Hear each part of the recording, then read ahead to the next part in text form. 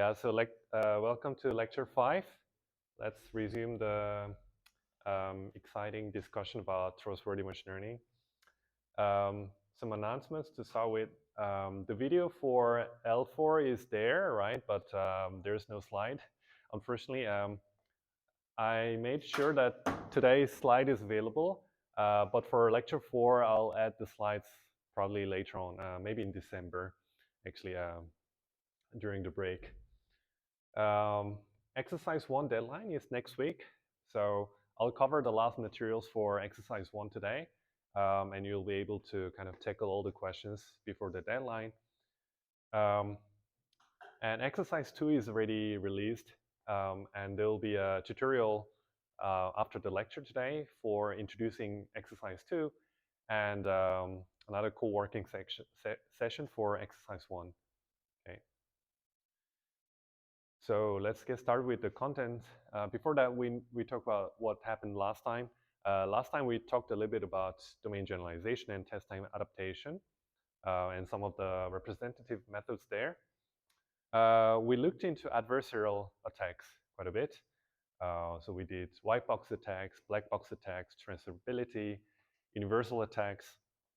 And then we started talking about large language models a bit. And then we are now kind of ready to jump into attacking language models to jailbreak it. Okay, so let's move on to adversarial attacks, specifically how to attack LLMs. Okay, so how do we formulate the goal for the adversary against LLM? So the goal of the adversary is to generate, kind of force the model to generate harmful stuff, right? Because they want to get more criminal ideas and so on. And to do that, they have to kind of go past the usual safety mechanisms that are already trained, like engraved in the parameters or in the system prompt. For that, the aim is to kind of come with this kind of suffix, adversarially optimized suffix. And when you put that after your kind of request, then the model thinks, yeah, maybe I should really answer this person, and generates the answer. Okay, so the question is, how do you optimize such a suffix? We optimize it, and we optimize it with gradients.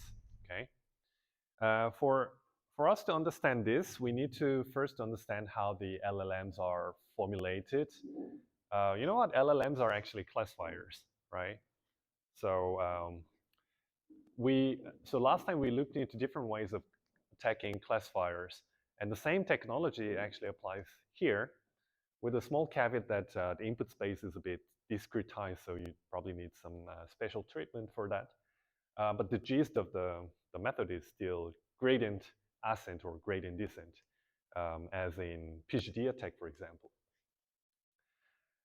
So to see how a language model is actually a classifier, here is how a GPT model looks like. This autoregressive language model looks like.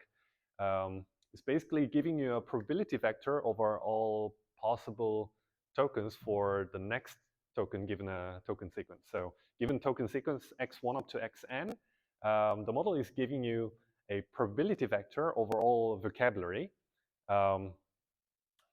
And the probabilities basically encode what is the likely token after this token sequence. And since the set of possible vocabulary is limited, yeah, the vocabulary is a finite set, it's basically giving you a probability, so classification output basically for, it's almost like just a classifier. Yeah, so, but then here the goal is actually not to make the model predict a single output, but actually a sequence of outputs, because the adversarial kind of target, the target output from the network is not a single kind of token, but a sequence of them. So we need to understand a bit further how to kind of measure the likelihood of the target sequence given a language model. And I'd like to write that down as this probability, P of x from n+1 up to n+h, given the previous sequence x1 up to n. And you can express that as a product of different conditional probabilities. So you can kind of break down the generation into h steps here.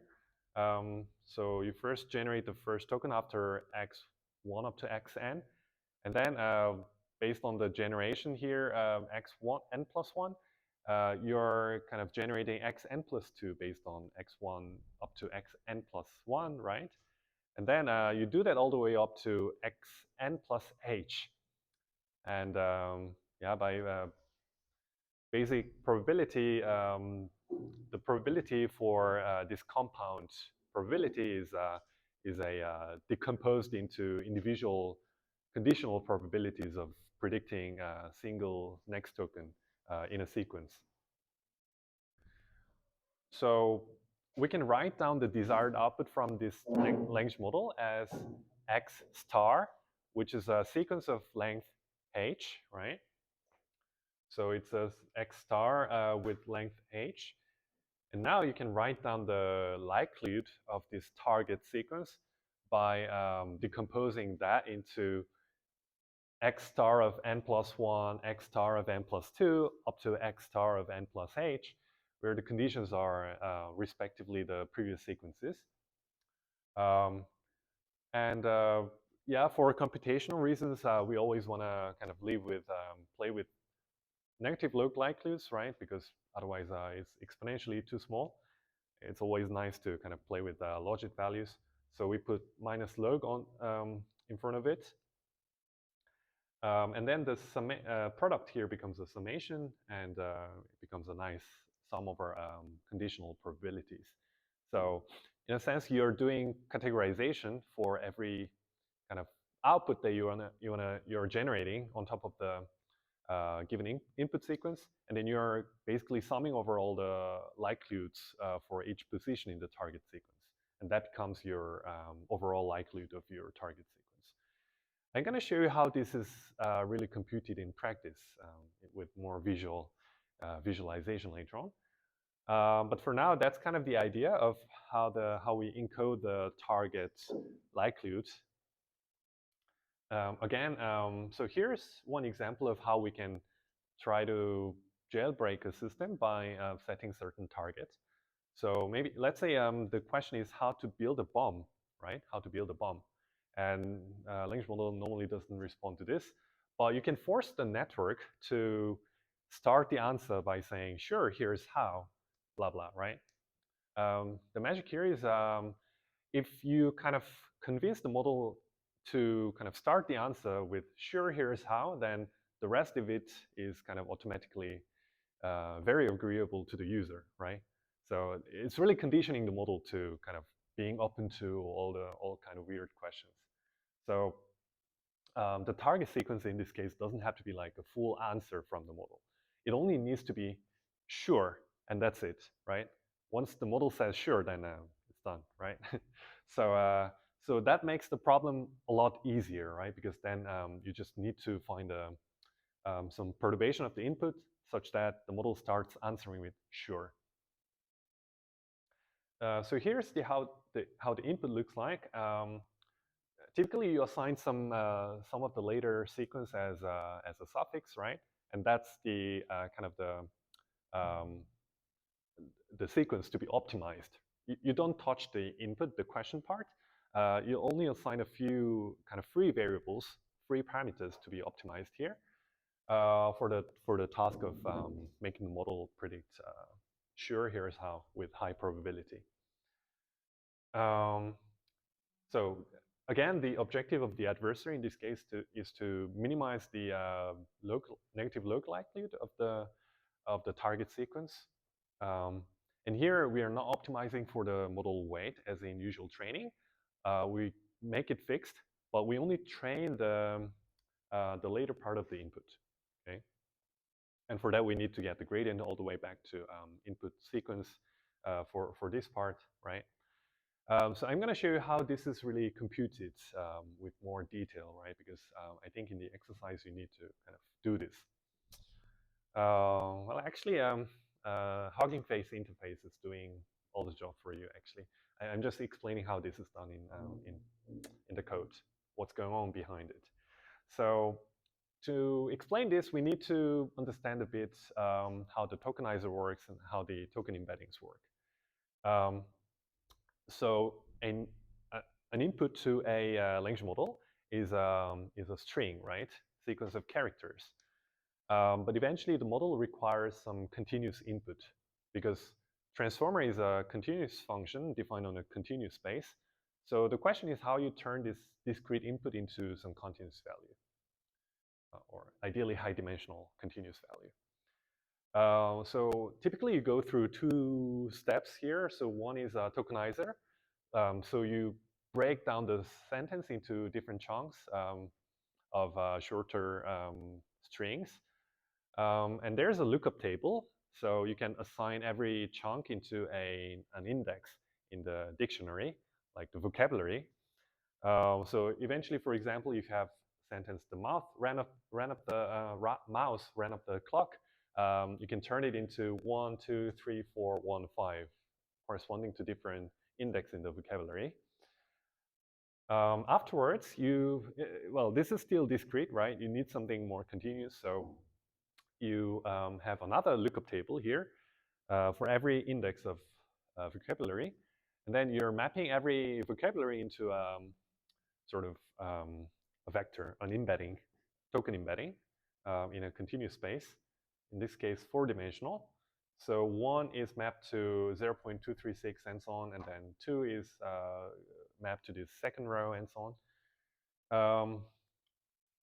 Of course, if you have 1 reappearing, you see that it has the same vector as the first item.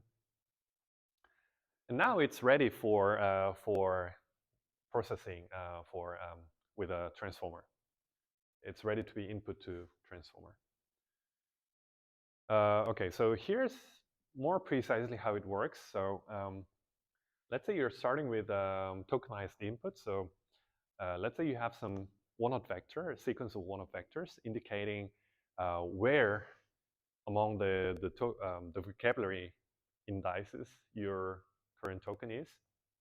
So it's 1 there, and everything else is 0 in this vector.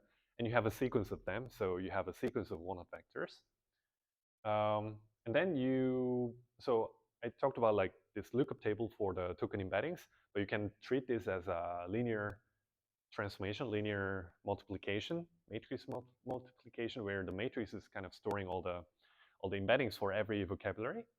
And then you can just take the matrix multiplication of this sequence of one-hot vectors and the lookup table, broadcast it, right? So you apply this lookup table on every one-hot vector in the sequence. And then you're going to have a sequence of embeddings again, and then that's ready to be fed to a transformer. And the transformer output will be a sequence of probability vectors of the size vocabulary, of the size of the vocabulary. And what is encoded exactly in the output is what is the likelihood of the next token given the input to the current token. Yeah, so for example, if for the token right, the probability vector here will be indicating what is the likelihood of the next token after right? And then the second one will be the same after the mouse, right, part of the sentence, and so on, right? So the final one will be given the full sentence, what should be the next token after this? So now let's try to adapt this to more, the case that we are aiming for, where we also have the target sequence, okay? So what we do is we concatenate the input sequence and the target sequence together and give it to the model, right? So we have, for example, how to harm others, right? And then sure, here's how we concatenate them together and then give it to the model. The same story, right? You have a sequence of one-hot vectors and you have a sequence of embeddings, and you give it to the transformer. And as a result, you're going to have like a sequential set of probabilities indicating what is the likelihood of the next tokens in each case. Eventually, what we care about is the likelihood of a target sequence. So we only care about these 3 lines here, which correspond to sure, here is how. Okay. As I said, we are interested in this likelihood, which computes the sum over the negative log likelihood of each of the token in the target sequence. So we're going to sum over the negative log likelihood of these 3 vectors. And since this likelihood, we don't just sum over the logits. We need to pick the right entry in the probability vector corresponding to the target data. That's likelihood, right? And then we compute negative log of that and then sum over them, right? And that's going to give you the negative log likelihood of the sure, here is how, given the input sequence, how to harm others. Yeah, so that's precisely what we are looking for. And you know what? All the computation here is differentiable end to end, right? So you can do all this computation all the way to the end, and then you can do loss.backprop or likelihood.backprop. And then if you enable the gradient on the input, then you should be able to get the gradient on the token embeddings. But as I said, right, we are interested in getting optimizing the input or part of the input for making the model predict the target sequence. So we are not interested in all input gradients here, but only the part of the input gradient that corresponds to the parameter that we are trying to optimize, or the suffix part. So for example, you are only interested in this part. So well, that's just a backpropagation of this likelihood all the way back to the input gradients. And you're going to get some kind of matrix which has the same size as the length of the parameters that you're optimizing in the input sequence times the vocabulary size. Okay, that's the input gradient that you're going to get.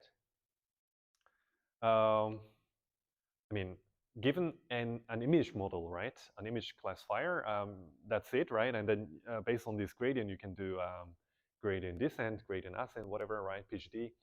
But again, you can't do it because for this input, you needed a one-hot vector, a discrete input. But if you just follow stepwise updates according to the gradients, then you're not going to get one-hot vectors in general. So it's not a token, basically.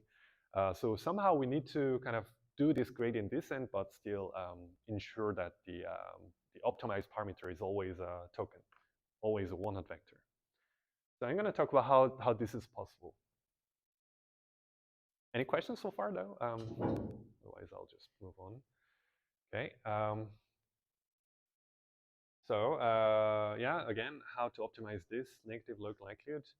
I explained all of this, right? Naive gradient doesn't make sense because it needs to be discrete. So a solution here is we're just considering the gradient here as an indicator of proposals, right? So we're going to make some changes in the input token according to the advice given by the input gradient. So input gradient is not like used as raw kind of directions that you will have to move to, right? But you're actually going to make some random choices of changes in the input tokens, but you're taking advice from the input gradients to make this random choice more informed. So this is how it works. I just took the algorithm part of the paper. It's called greedy coordinate gradient, GCG in short. What you do is, okay, so to explain the inputs first, there's an initial prompt, modifiable subset among the initial prompts. So it could be like the last part of the input, like suffix. And then you have some iterations that you want to do it. Like it could be thought of as epoch, right, in SGD training. And then you'll have a loss function to compute this likelihood of the target. There are some hyperparameters like k and batch size b. I'm going to explain them later. Basically, you iterate t times, large t times. Again, this is like an epoch. And then you sort of pre-compute the input gradient for the current input. So given current input, we just compute the likelihood, and then we do backpropagation to get the input gradients. And what you're going to get is something like this. For every sequence index in your input, you're going to get some gradient vector, which is of the size of the vocabulary, right? And what you're going to do is to take the arc mean, sorry, because this is gradient descent, you have to take the arc mean, right, arc mean of the objective, the gradient, and you take just k of them, right? And these are going to be the indices that you want to possibly modify. Okay, and you record them here, right?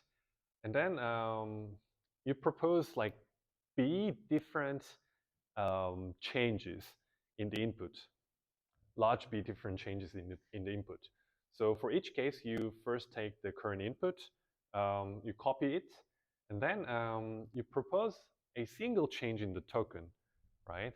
By first sampling uniformly at random from one of the tokens in the sequence. Yeah, you just pick one location in your prompt suffix, and then for that suffix, you kind of look up what are the most likely kind of top k changes, top k candidates of vocabulary of tokens that is likely to kind of decrease the loss for the target. And instead of kind of using the actual gradient values, you're actually just taking a uniform random choice among these top k choices. Yeah. And then that gives you one single token to change. And you're making this random choice large B times, okay? And then for these large B cases, you feed them to the model again and see how the likelihood changes when you change that token.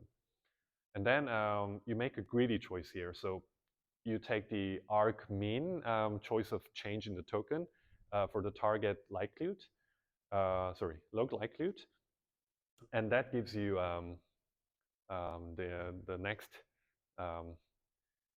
token, next input in the iterations that you're doing here. So in a sense, you're doing something like gradient descent here as well, but somehow you're ensuring that the input always stays a sequence of tokens, but you're making a change here according to the local kind of input gradient directions. Yeah, I think there was a question, right? Comment?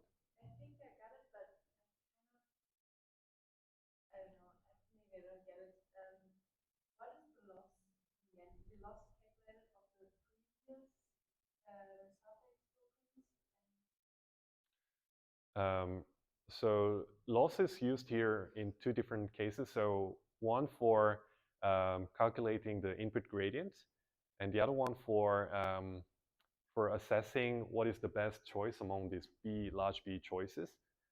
So in both cases, it's based on, so for the input gradient, it's based on the current input that is being optimized.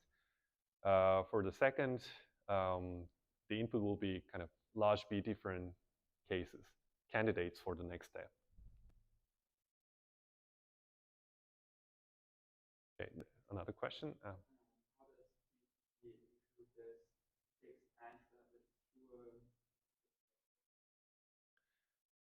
So GCG, so your question is how does GCG ensure the recovery of this answer?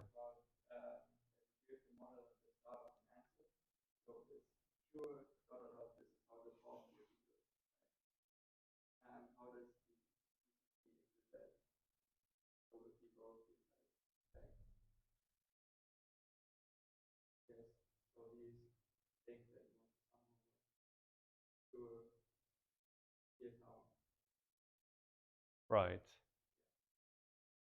So you're wondering in the context of this slide how this is computed?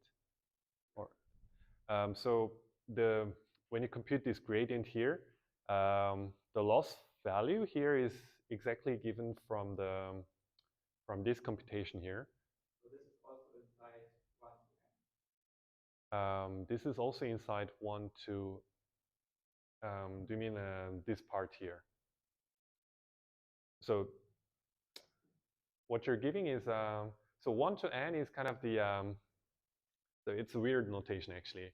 So this L is only indicating the parameter to be optimized. So it's only indicating that x1 up to n is being optimized now, but the target sequence is also part of the function as an input. But it's kind of fixed, so they don't really indicate it here. But for the computation here, yeah.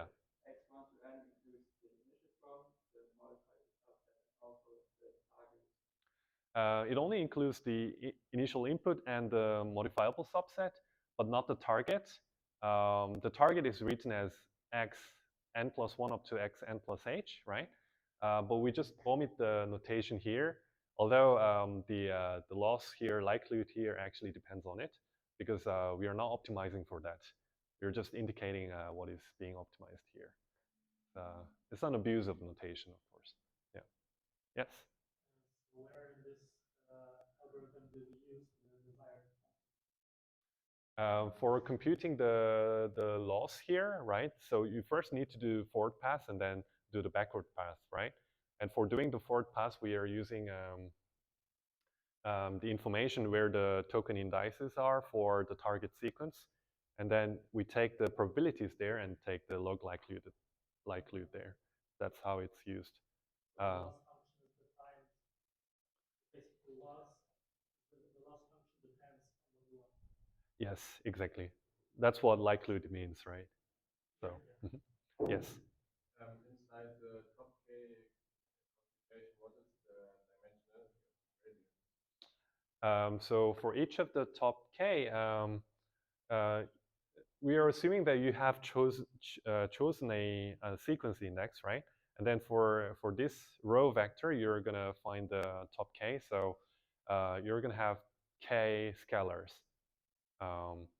But you don't actually make use of this K scalar information. What you care about is the index of those top K eventually, and you just make a random choice among these. By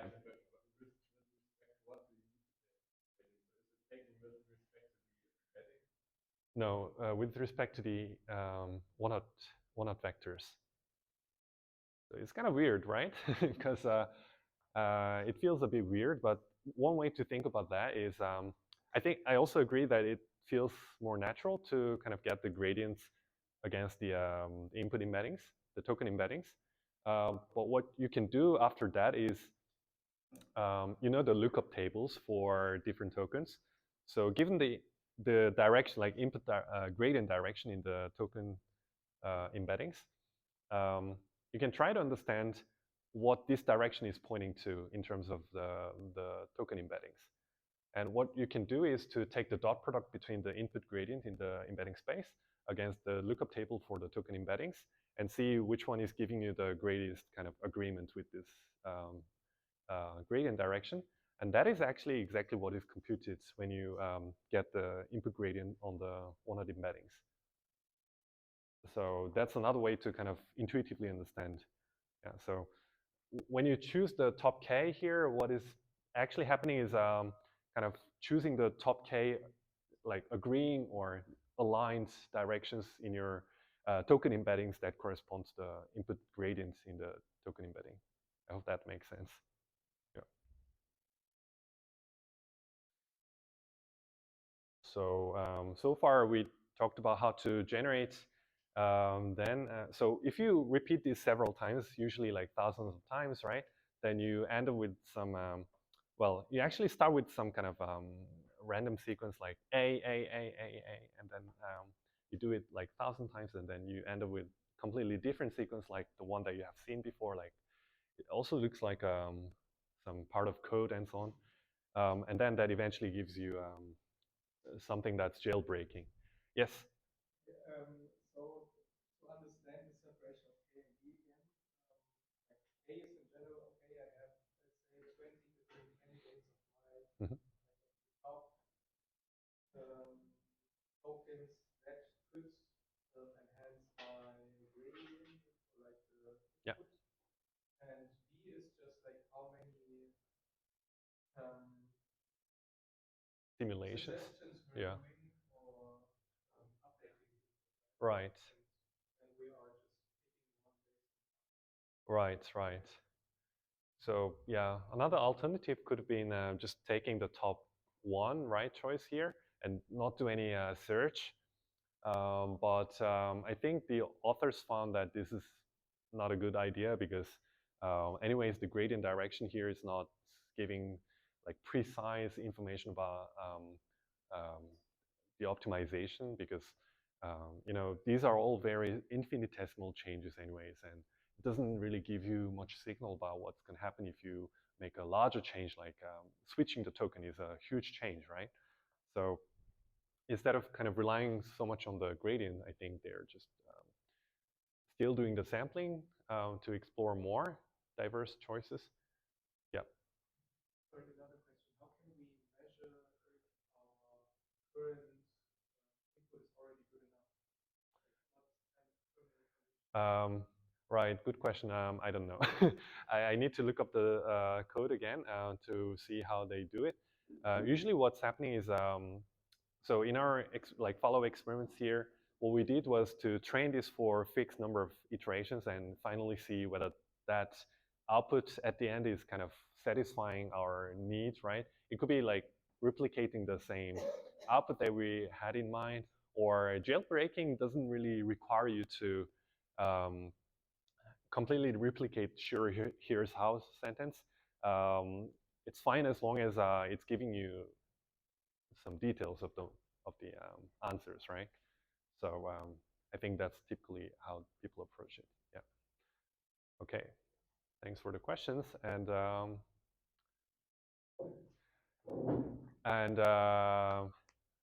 what's important here is that that we have been relying on the gradient of the target model, right? So we know how to now generate a sequence, which is a suffix, which is going to convince the model to reveal the secret, but only for a local model, right?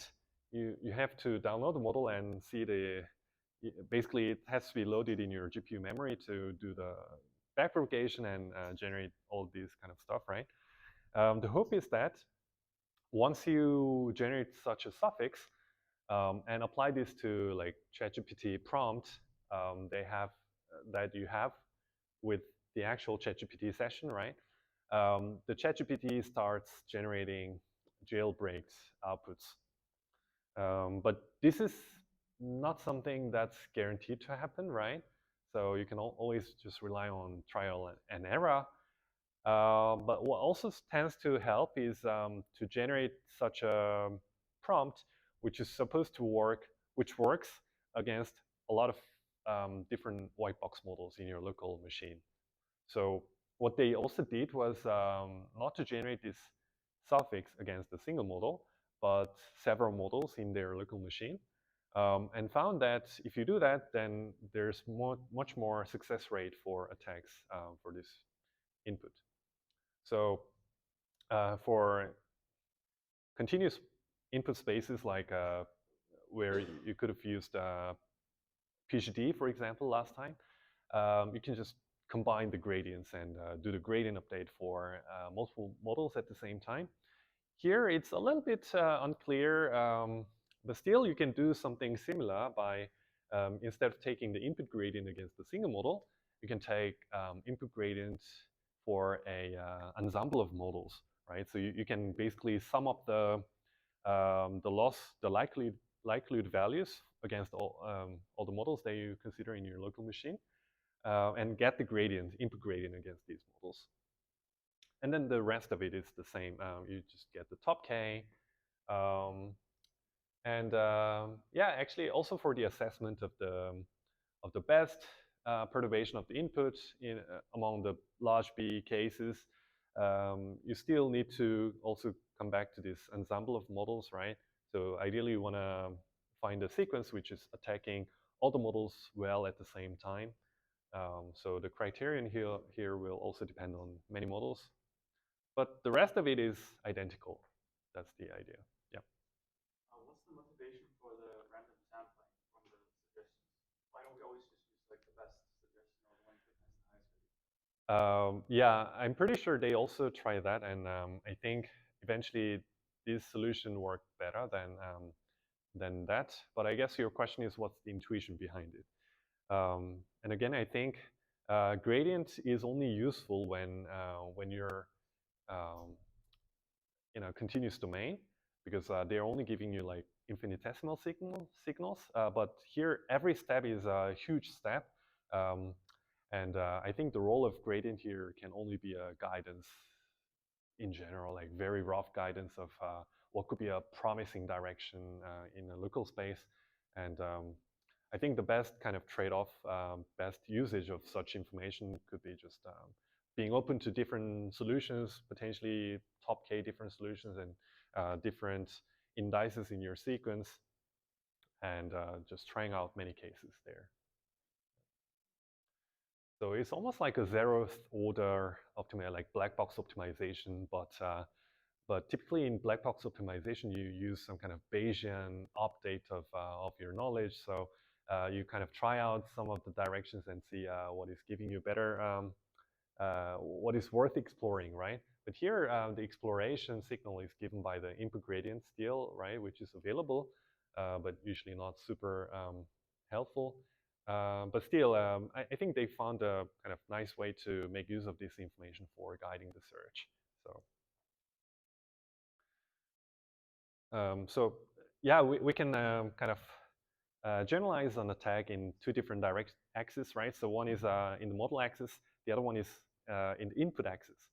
So we can also try to make a suffix which is supposed to work for a diverse set of input prompts. So whatever the input is, you want to put a suffix to make the model start the answer with "sure, here's how." Okay. So let's say your input is "tell me how to build a bomb," or "insult me, please," or "let me blackmail someone," right? And then you want the model to start saying, giving you the answer by saying, "sure, here's how." And yeah, there'll be different length of inputs here, right? But the prefix will always be fixed, right? And we're optimizing this prefix for different types of inputs. And here's the notation for that. So the likelihood is now a function of p, the prefix 1 up to L, right? But of course, it also depends on the rest of the inputs. It also depends on the target sequence, but we kind of omit it. Yeah, I'm just following the notation of the original authors here. Okay, and here's the updated algorithm for that. So it's the same structure, right? It's just that the input gradient is computed over multiple input sequences, basically a training set of inputs. Yeah. And when you assess the different options to perturb the input, you also use criteria that's kind of summing over different inputs. Here, one caveat here is that when they introduce, so when they introduce this universal suffix, they don't kind of introduce all input sequences at once, but somehow they first find a suffix that's working for a single input first, and then once the suffix is working sufficiently well for the single input, you move on to the next input as well, and then you try to make a suffix that works for both of the inputs again. And then once this is done, you move on to the third one, and then you attack these three inputs together, and so on. So they are kind of introducing the the training inputs sequentially, and you conquer one by one. So the reason why they do this is because it's more stable to train the suffix in this way. We haven't tried the other the naive way of just considering all inputs at the same time. But at least this is currently my understanding of why this is better. Yeah, a lot of choices here are guided by, I think, trial and error, empirical kind of observations. Okay, so but the gist of this, right, that I want to talk about is even for this discrete attack, the philosophy is the same. If you want to move to a transferability direction where you want to attack a new model, then it's better to include more and more models in your local machine and attack them at the same time. And the way to do that is simply to get the gradient based on multiple likelihoods of the models. If you want to apply this to diverse set of inputs, again, what you can do is to attack several inputs at the same time. And the way you do it is by aggregating the input gradients from multiple inputs. Okay. So here's some results, right? So GCG is again the algorithm that we just talked about. Behavior, sure, here's so another way, like another baseline here is to insert sure here is how as part of the model's output, and then let the model output the rest of the sequence after producing sure here is how.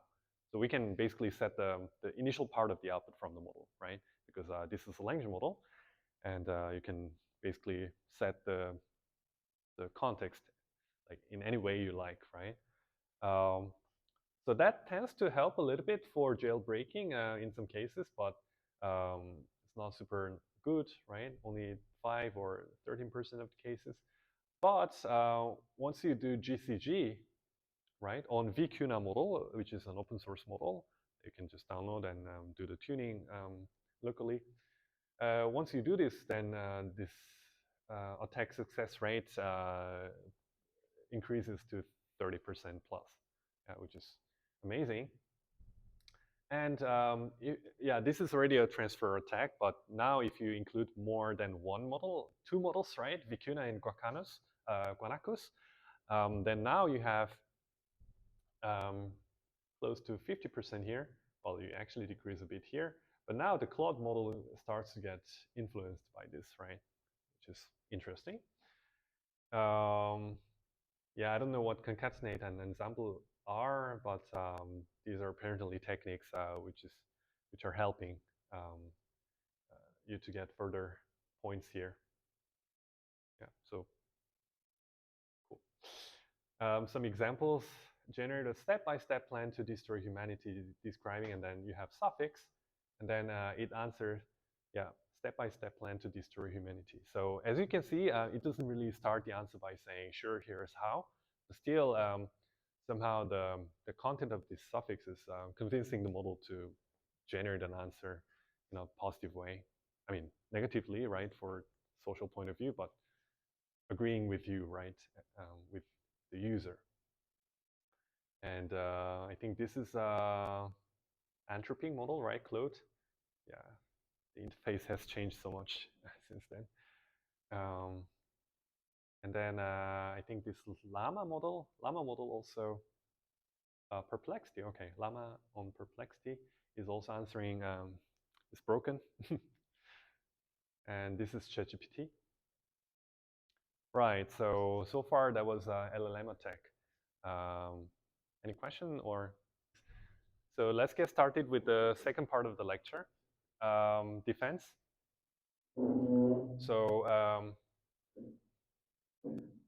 So let me talk about the overall research in this field, right? Instead of going into specific defenses here. So people complain a lot that the defense research is almost like a cat and mouse game. So there are so many instances in the history of adversarial machine learning community that there was typically first an attack that comes up, and then a few months later there's a defense against that attack. But then the attacker side comes up again with a new solution, which is still attacking the whole system, including the defense as part of the system. And then the defense players come in and say, yeah, actually, you can defend it still, right?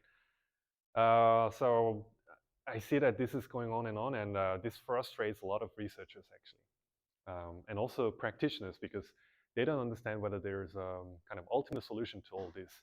Can they actually defend their models against any possible attack? So the question is, where are we going here, right? And I used to generate some graphic here to make sure it's not too boring. And then I got amazed how much improvement we've seen in image generation over the last years. So November 22, 2022 version was super bad, right? There's computer mouse and animal mouse at the same time. But now it's rather pleasant image with real mouse and cat, right? I mean, even last year it wasn't quite clear if cat and mouse game is really about the competition between these two, right? They look so friendly, right? But now the model seems to better understand the context and stuff. So yeah, so where are we going, right? Because still, yeah, the cat and mouse game is very frustrating, and you never get a guarantee how secure your model is. But still, machine learning security is way too important to just neglect. So we need to do something about it. Yeah. But there are some practical advice that we gathered on the way in the history of like 10 years of adversarial machine learning. So I think one of the kind of a few of the rule of thumb is you never actually want to open up the black box service to full degree, right? Because once adversaries find out something about the training algorithms or training data even, right, then that becomes a serious security breach. So that includes parameters, data set, potentially architecture, and optimization details. So nowadays, there are a lot of attempts to attack those third-party language models or model providers of language models to find out like tiny bits of details about the model, like how the model is. So for example, one of the, I think it was best paper at iClear this year was to find out the embedding dimensions of commercial language models. And that's just a single number. But it turns out they also went through this procedure of kind of reporting this issue to OpenAI, and then they made patches to make sure that this information is still hidden. And if you look at the paper, the actual number that they found is still kind of blocked out. And it's written as, this is communicated with OpenAI, and we kind of agree that, we found the right information here, and they made a patch to make sure this is not happening again. So even that single number is pretty important for those companies, because it's a critical infrastructure detail, like intellectual property for them. They probably put a lot of money into finding the right kind of recipe for doing this and so on. So and also, like, opening up the training data could be like make those companies vulnerable to all kinds of attacks. But at the same time, that's a comment from the company side of view, but also for the potential users who provide data to training these models. Opening up data source can pose a lot of issues, like it could be a threat to the company as well, because they can be involved in so many lawsuits for making use of the data. But at the same time, there are a lot of people who are asking those companies to be transparent about the data usage, because the copyright is in the data subjects, right? Not in the companies, right? So yeah, there's some debate around this. So yeah, but still, like if you're serving a service which is kind of security critical, then probably the best rule of thumb is not to open up too many details. Yeah? So that's what people have learned so far in machine learning security domain. What tends to work pretty well is a patchy kind of solution. So every time there's an issue, then they come with a patch and do some additional content filtering to make sure people don't do something weird with this model. And they update the model periodically. Yeah. And also what people tends to do is to maintain an internal red team to kind of simulate some adversaries and come with all kinds of corner cases and yeah, proactively make patches before someone else does it. Okay, so that's the end of the part one, OD generalization. And let's move on to the second part of the lecture, explainability. Okay, so we start with the system again, right? Input and output. I want to give an example of a system which is well understood, well explained.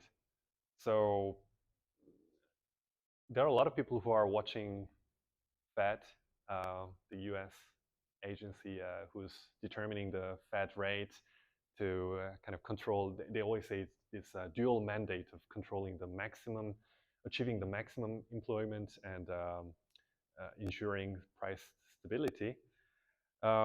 This is a huge decision which is going to kind of affect billions of people around the world, right? So they better know what they're doing, right? So that's what economists are doing, right? They try to understand when they turn some knobs, what's going to happen to different parts of the system. And nowadays, people tend to understand very well what kind of things will happen when they make some intervention in the system, right? So if they raise the rates here, then yeah, that's probably going to help with price stability, but maybe it's probably not so good for employment and so on, right? So they try to make a balance here.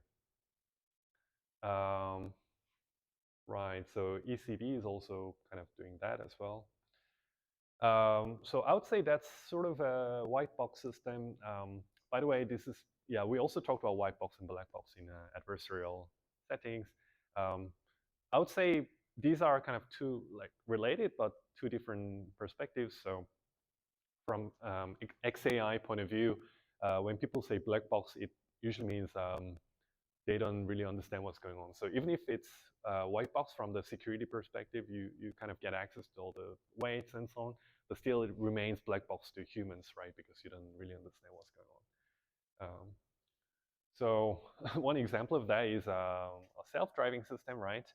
Which is supposed to kind of go this way, but somehow at night it went this way and crashed. So we want to fix it, we want to control it, but we actually don't understand why this is happening. And then the problem is, if you don't understand it, then you can just, all you can do is to kind of try out a few things and see where things work again and so on. So yeah, so the search for a solution becomes much more inefficient. So this kind of point of view is kind of from the point of view of fixing the model, right? So eventually what you probably want to do is to kind of fix a model to improve the model. You can consider kind of including or removing some of the training data to improve the model performance. Or you can also think about kind of modifying the learning algorithm or the inference algorithm for the model. But to do it efficiently, you need some kind of theory, like theory of the model, model of the model, right, basically. And based on that, you make some hypothesis and try out stuff, right? Instead of just throwing random solutions at the problem. So that's one instance where XAI may be needed to fix the model. Sometimes explainability is said to be needed for um, for other purposes. For example, understanding for the sake of itself, right? So because a lot of people use machine learning for science, let's say, they try to fit a model in a data-driven fashion to some physical phenomenon, and then eventually what they want to do is not just to make a predictive model there for future prediction or whatsoever, but also they want to kind of instruct humans based on the data-driven solution how the system actually works. So for that, the black box neural network-based model needs to be kind of translated into human understandable language to kind of make sure that humans follow what's going on inside.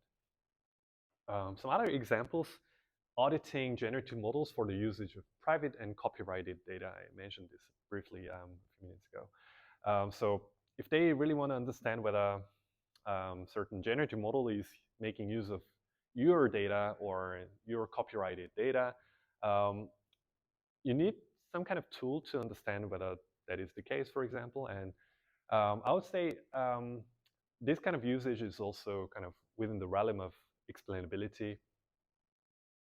There can be some interesting questions like whether the model is just composing, just retrieving some of the nearest neighbors in the training data just because the training data is super huge, or is the model actually capable of generating something completely new based on kind of composition of novel composition of existing concepts. So this is one of the biggest debates in machine learning now, and kind of getting an answer to this is also part of the realm of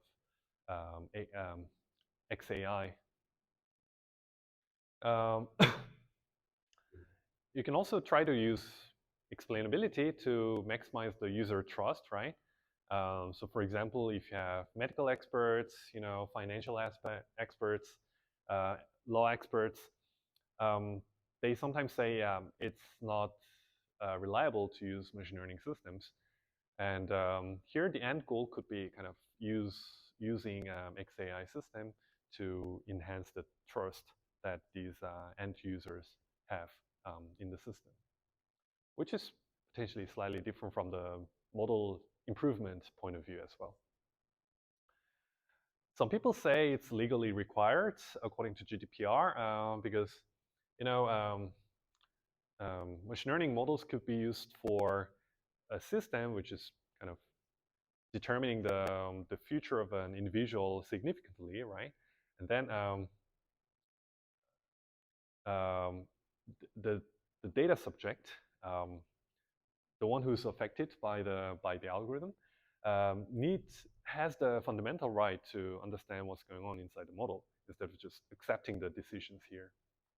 Yeah, for that, so one example of that is credit. Yeah, the loan rejection acceptance, right, scheme, right?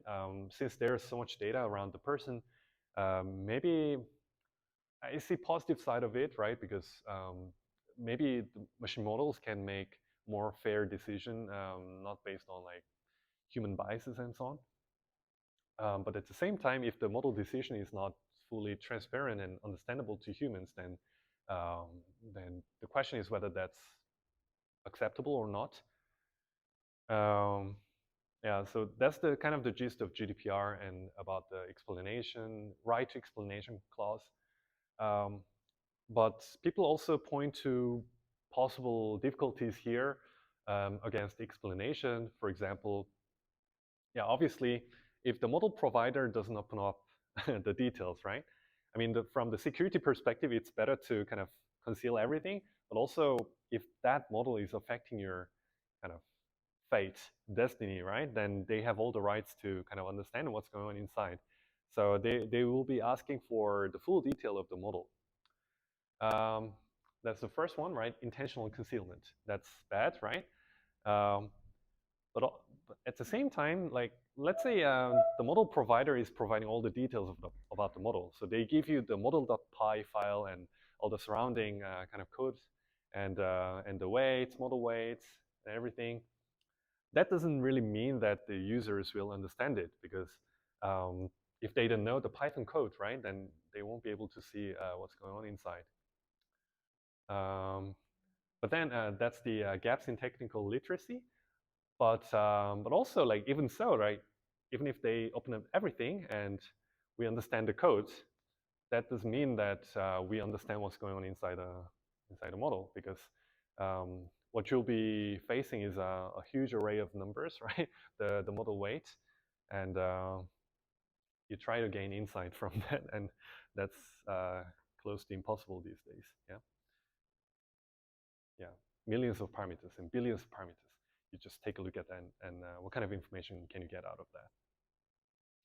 So these are kind of the difficulties and potential use cases of explainability. Let's make a more precise definition of what explainability is. Could be a little bit boring, but I find it still kind of fascinating. I find not so much materials in this domain, kind of discussing what is explanation and what is the real goal that we are after, right? So yeah, we're going to talk about that later on as well, towards the end of the lecture today. So to start the discussion, I like to discuss a bit about what is interpretable to humans and what is not. So I was trying to think of the most interpretable piece of document, like piece of computation.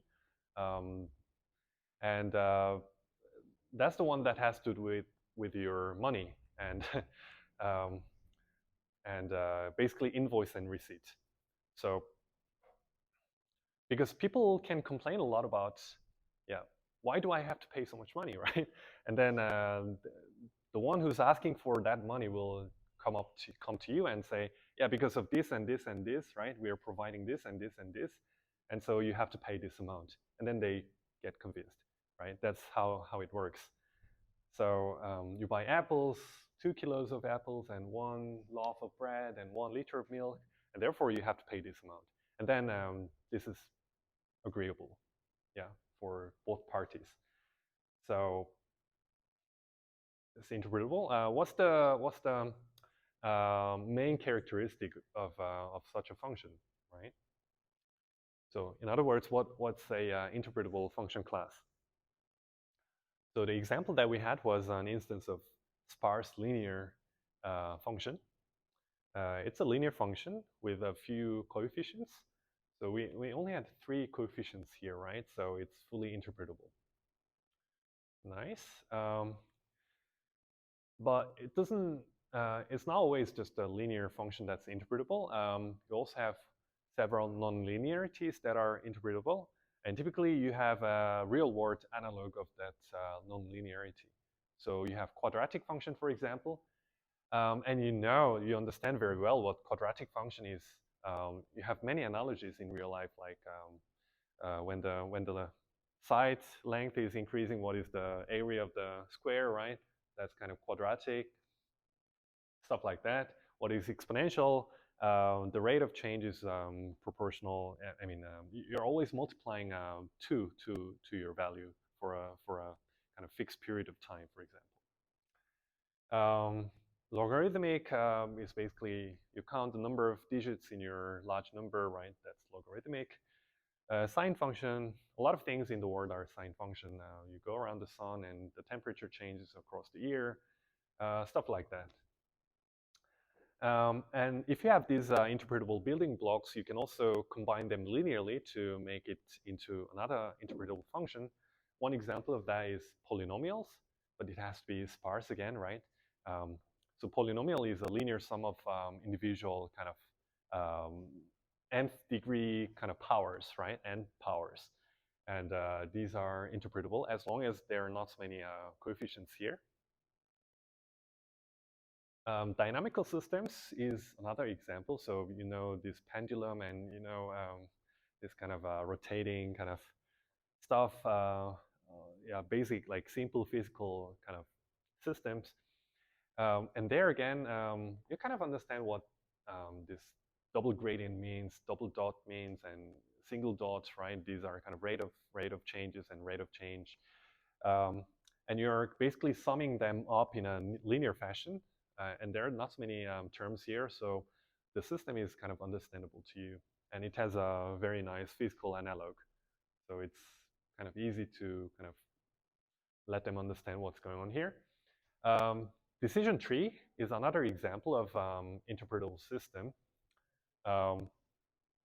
If you know this Akinator and all decision trees, you finally reach an output, right, based on all kinds of input features. And when you reach the output, you can ask back because of which kind of decisions did we come to this decision, right? And when they want to make some changes to the decision, then they can also trace back where the critical kind of change in path was made, and you can probably make some changes in the input to make sure the right solution is reached and so on. So yeah, as long as there are not so many nodes, this is still kind of yeah, easy to interpret. And now you know what function is, right? So, but a mathematical definition of a function is just a lookup table of all inputs and all outputs, right? Which is interpretable as long as there are not so many inputs. So you can just write down the full list of configurations of your inputs, which is probably possible when there are only 2 dimensions in your input and each dimension is a binary variable. They only have 4 cases, and you can just write down the values of the function for these 4 cases. And this is arguably interpretable, okay, because you know the full variations of the function. Now let's talk about some non-interpretable cases. I already hinted at the non-interpretability of dense linear functions. So let's say you have some financial model for revenue, and you have so many factors, like more than 10 factors here, then it becomes way beyond the human capacity to understand what's going on, and that becomes difficult to interpret. Again, you can do enumeration, but as soon as you have like 4 or 5 different binary variables, the possible configuration becomes way too large and exponentially large and combinatorial. So it's not interpretable again. So far, these 2 examples are about the bandwidth, like human bandwidth of information bandwidth. But it's not just about that. It's also about, so here's one example where the pure information content is not so great, but still humans have so much struggle understanding what's going on, which is a 2-layer neural network. So this is potentially the simplest form of neural network. You have just 2 hidden nodes, and you have just 2-dimensional input, and you have 1 output. And if you write it down like this, we can't really explain what's going on here. It's so hard to explain. Yeah, we can read it off, but we never really understand. So neural network is by nature super difficult to interpret. And of course, the kind of neural networks that we are talking about is much more complex than just this 2-layer neural network. So yeah, it's very hard. So far, these are kind of the distinction between interpretable versus non-interpretable cases. Well, the section name is explainability, not interpretability. So what's the difference between interpretability and explainability? So interpretability is something about the function itself, the system itself. If the system is explaining itself already, right, to humans, right, or it's conducive to human understanding already, then we say it's interpretable, and it requires no explanation. Whereas explanation is only valid for a system which is not interpretable. So explanation is kind of a bridge between humans and non-interpretable systems. So there's some extra effort needed to kind of bridge the model to kind of the human understandable regime eventually. Okay, so explainable AI and I'm gonna cover like two different purposes of XAI in this lecture. So one is human-computer interaction, where the purpose of explanation is to build trust and um, you basically, so one way people think about XAI is they want to interact with the system as if I'm interacting with a human. So for example, I get some outputs from the model, but I want to talk to the model, right? I want to really ask the model why they think this is the case, right? And this is kind of an instance of having a more human-to-human interaction, like human-like interaction with a machine learning system. And there's a lot of human-computer interaction point of view here. And that tends to kind of be focused on building trust for the end users. You can think of XAI more from a practical perspective, like improving models or debugging models or gaining knowledge from the models. So let's talk about the first factor first, the human-computer interaction part of it. And for that, I find this really fascinating too. So I went through a lot of literature 2 years ago to kind of explain this to you, because these materials were kind of new to me as well. And I learned a lot about how humans are explaining stuff to each other. And potentially we have a lot to learn from the way people do it. So, so the basic information here is that explanation is basically an answer to why question. I mean, that sounds so obvious, but if you think about it, it's such a general statement, right? And so far I haven't found any counterexample to it, right? So when you ask something, yeah, when you're asking for explanation, usually that's an answer to a why question. So that really reduces the problem into some framework, which is kind of a little bit easier to handle, right? By the way, all the discussion here is based on this paper called Explanation in Artificial Intelligence, Insights from the Social Sciences. So this is a super nice piece of writing to read. Why do we ask why questions to each other, as I just did? First is to find meaning, they say, yeah, to reconcile the contradictions and inconsistencies between elements of our knowledge structure. So it is an effort to kind of align the principles behind all these behaviors and the frame of thinking, right? So we ask questions, why did you do that? Why do you think so, right? In order to understand the internal mechanisms and try to find out what is the difference in our way of thinking. And also, you want to kind of manage social interactions by doing this, right? It's kind of related as well. So we want to share some underlying principles, right? We want to kind of agree on something, right? And based on that, we can maybe debate on the factual differences or factual observations. But as long as we kind of agree on the mission of the project that we are in, right? For example, then we can move on more more effectively. So those kind of thinking, right? And when people ask these kind of questions to machines, humans also try to kind of build some kind of internal understanding of the model in a way that they can relate. Yeah, so that's what's happening when people ask for explanations from models. I'm going to go over some of the characteristics of explanations between humans. So first one is contrastive / counterfactual explanations. Second, selective explanation, and third, context-dependent explanations. I think the most important here is one, and I want to make a kind of a bold statement that any explanation is, or any why question is asking for contrastive and counterfactual answer. Yeah, so I hope to convince this. Contrastive question, what does that mean, right? Oh, sorry, it has to be contrastive, not counterfactual here. Anyways, so when people ask, why did P happen, right?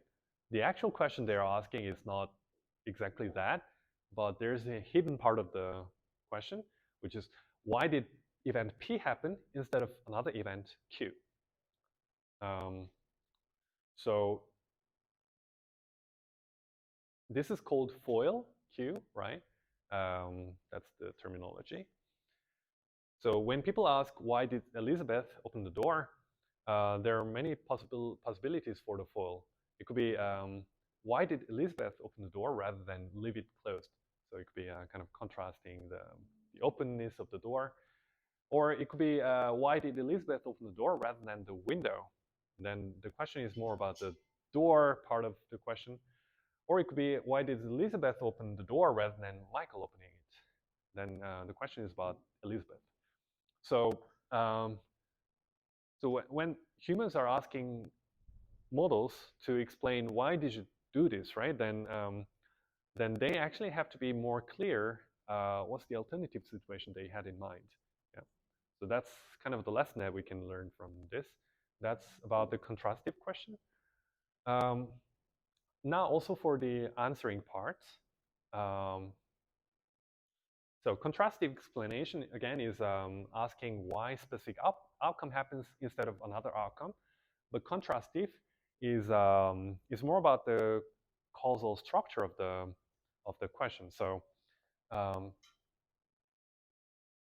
it's more about the input side of the function. So why did this event happen, as opposed to so the question is what could have prevented the event from happening if you had some differences in the input, in the conditions. That's the counterfactual explanation. I'm gonna convince you in the next slide that whenever you're asking for a cause for an effect, you're actually asking for an explanation based on counterfactuals, an alternative situation. So we can ask, for example, what caused this explosion, right? And you're asking for possible causes of that effect, right?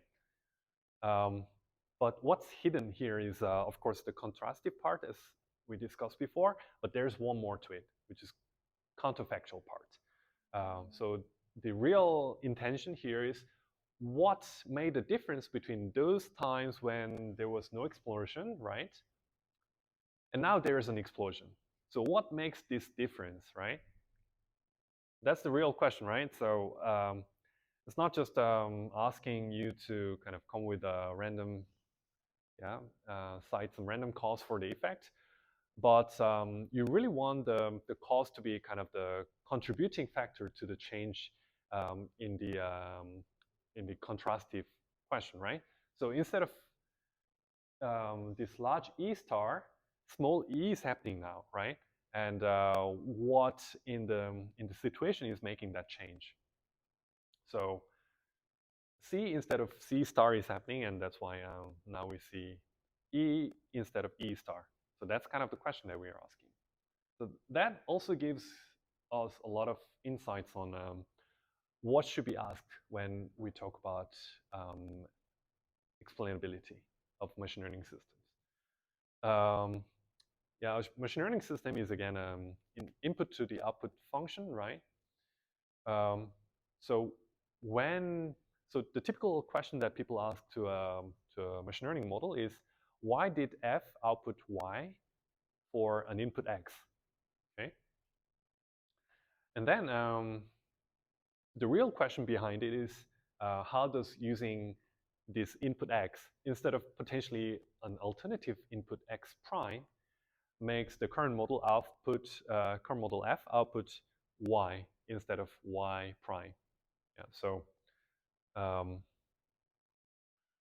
when people ask this why question to a model, it's also very important for the questioner to also specify what are the alternative counterfactuals and contrastive situations that they have in mind. That also points to the necessity of interactive question answering system for XAI that we're going to briefly touch upon later on. So it's also very important that the machine learning system also understands the context behind the question, where it becomes more clear what is the FOIL, the contrastive answer, and the the possible counterfactuals that the questioner have in mind. Okay. If you're kind of tracing the true set of causes for an effect, the underlying cause could be huge. Like it could be a huge set of possibilities. But as I said, there's only a limited bandwidth for human information processing. So it's also sometimes necessary to choose only the ones that that are critical, just to make sure that we are still in the domain of human understandable kind of regime. So in those cases, we strive for simplicity as well, at the cost of maybe distorting the reality a little bit. Yeah, but that's probably necessary for achieving any human understandability at all. Yeah, so this is what I said. So context-dependent explanations are needed because people come from different backgrounds, like demographically different backgrounds, and all kinds of different backgrounds here. They can be asking the question from different point of view, and there can be different counterfactuals that they have in mind. So it's important to do interaction with the humans. So ideally, the explanation system should be not just one-shot kind of explanation of the answer, explanation of the to the why question, but maybe there should be a little bit more interactions before producing the answer. So in summary, if you care about the human aspect of explanations, I would say these three are potentially the most important criteria. 1, counterfactual and contrastive. 2, selective. And 3, social and interactive.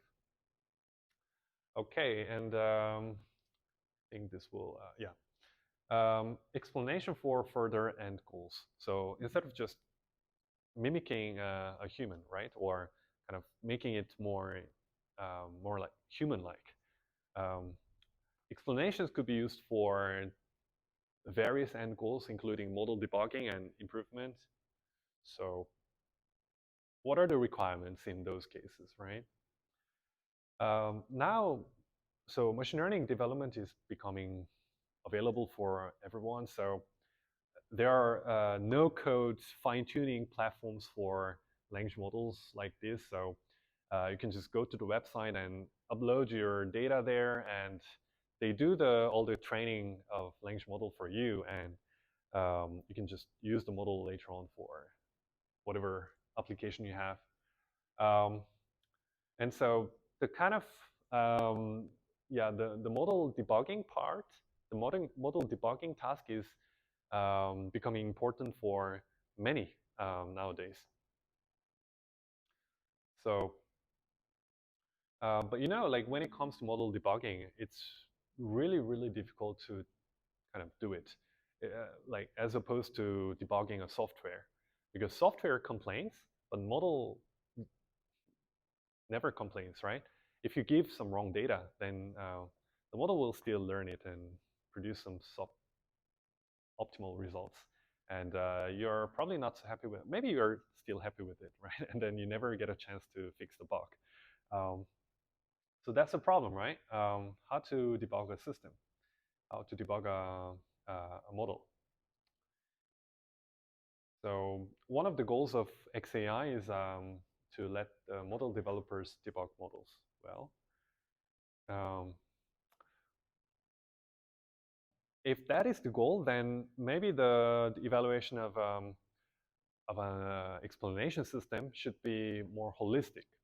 So it should probably be like a user study where a model developer sits down and interacts with the XAI system. And the success metric for an XAI system could be the time required for the user to kind of fix the bug, for example. In those cases, we say we are assessing the explanation system from the end-to-end evaluation point of view. So that could be also a useful way to evaluate XAI systems. Be a useful criterion. But here, one caveat is that if you have this kind of end-to-end system for evaluation, then it also lacks replicability, because typically it requires some users to sit down and do the studies, but users are not the same every time. So, and also it's more costly to do the evaluation. So a lot of people focus on doing sort of unit tests for XAI systems. So they come with more quantifiable metrics for XAI systems, and track the progress in the XAI systems based on these numbers. They include faithfulness and efficiency, for example. I'm going to talk about these later on. And the benefit of these are they are more algorithmic and they don't depend on human elements. So it's more replicable and objective. But caveat is that, again, this does not reflect the practical usefulness. Okay, so what is faithfulness? The other names are soundness and correctness. Again, the field is new, so there's no kind of big agreement on what kind of terminology should be used for everything. Faithfulness refers to the accuracy and reliability of AI explanations, reflecting the model's true decision-making process. So when you explain a system, the explanation should correctly reflect the actual inner workings of the system. That's what faithfulness means. In other words, XAI method should cite the true cause of the outcome. So in the later lectures, we are going to talk about feature attribution and training data attribution.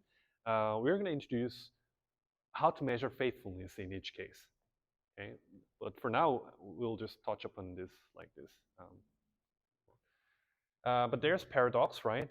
Eventually, the system that we are trying to explain is a very complex black box that's not known to humans. So if you strive for the perfect faithfulness, then there's no way other than just replicating the full non-interpretable system. And so there has to be some inevitable trade-off between human understandability and faithfulness. So eventually you'll have to find the right balance. Efficiency. So explanations can be quite expensive in general. So it's very important that, and also naive implementation of explanations tend to be kind of exponentially expensive, actually, as we'll see in the next lectures. So it's also one of the most important criteria to make sure that the explanation is given in a timely manner, not like they have to wait for like factors more time than just the prediction to get the explanation.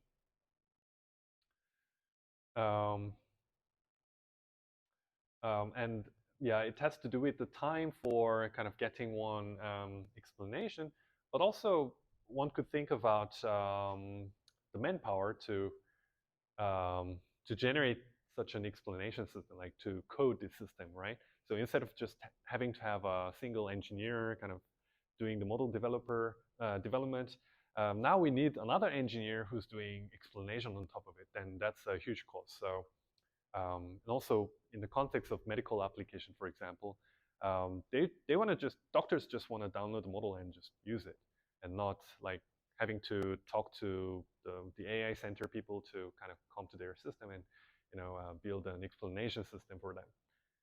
So that's a blocking factor for many applications of XAI. So also tends to be quite important.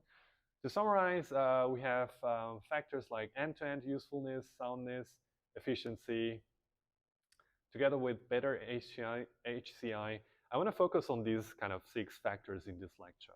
Maybe there are more factors in XAI community, but yeah, we have only so much time to focus on these.